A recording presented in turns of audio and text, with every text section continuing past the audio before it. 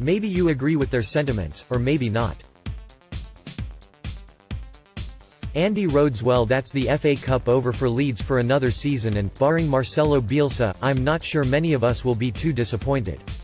While the league is obviously more important at this stage, it was good to see some of the younger players in action and see how Bielsa's style has been adopted by all of United's age groups.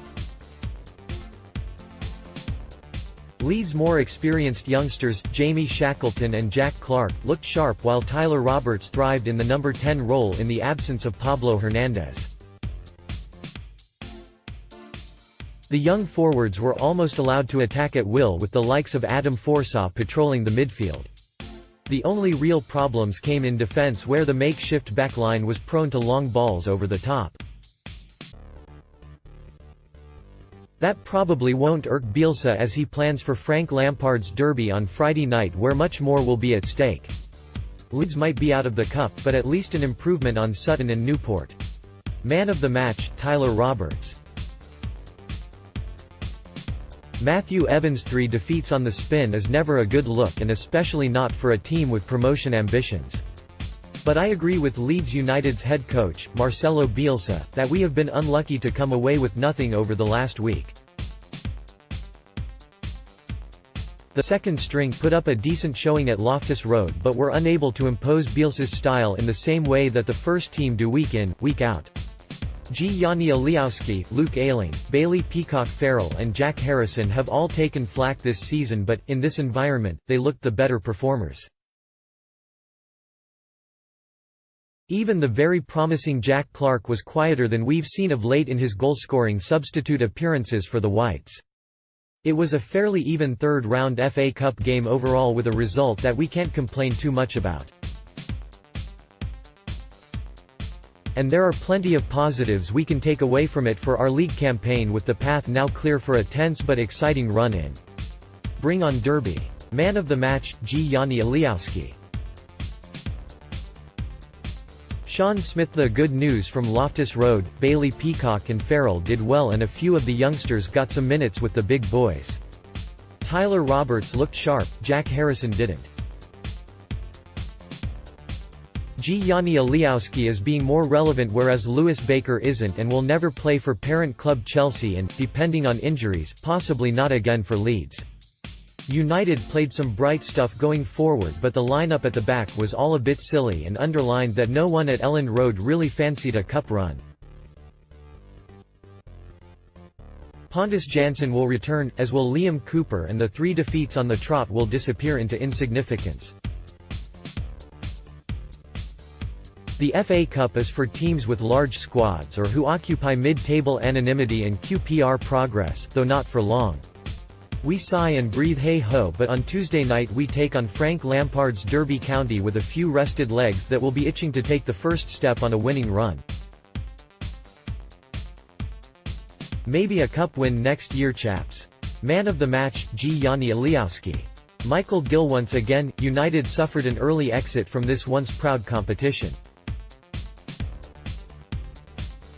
Despite a lively start, with Tyler Roberts grazing the woodwork twice, a disjointed side struggled to get to grips with fast-moving Rangers.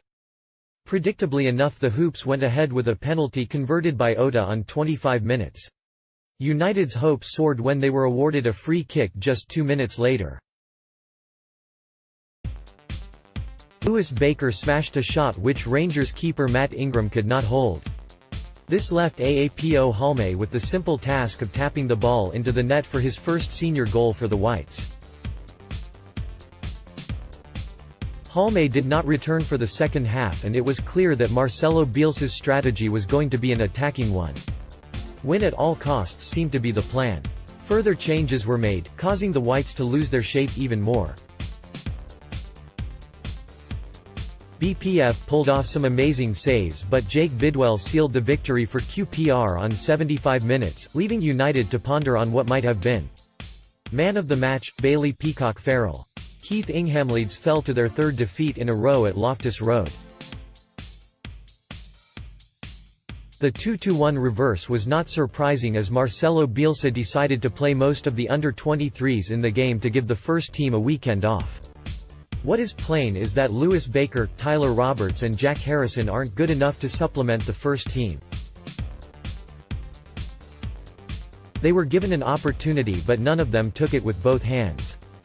It would be inexcusable for no players to be brought in now the transfer window is open. They are definitely needed and needed sooner than later. Leeds, hopefully, will have the usual suspects back when they are in action on Friday against Derby County. Meanwhile, at Loftus Road yesterday, Roberts' early effort hit both posts as Leeds tested the home side in the early minutes. But Leeds fell behind just after the 20-minute mark, Leif Davis upending Jake Bidwell in the penalty area and, from the resultant penalty, Aramide Oda beat Bailey Peacock Farrell from the spot. And the winner came with 15 minutes to go. A Bidwell header beat Peacock Farrell, while Harrison had an late opportunity but Matt Ingram saved his effort. The Hoops' lead hadn't lasted long as Ingram flapped a Lewis Baker free kick straight to Aapo Halme who netted from inside the 6-yard box. Roberts nearly gave the visitors the lead before the break but Ingram redeemed his earlier mistake by saving. Bielsa, surprisingly, replaced goal-scorer Halme with Tom Pearce at the break, meaning that Davis moved to the middle of defense. Man of the match, Bailey Peacock Farrell.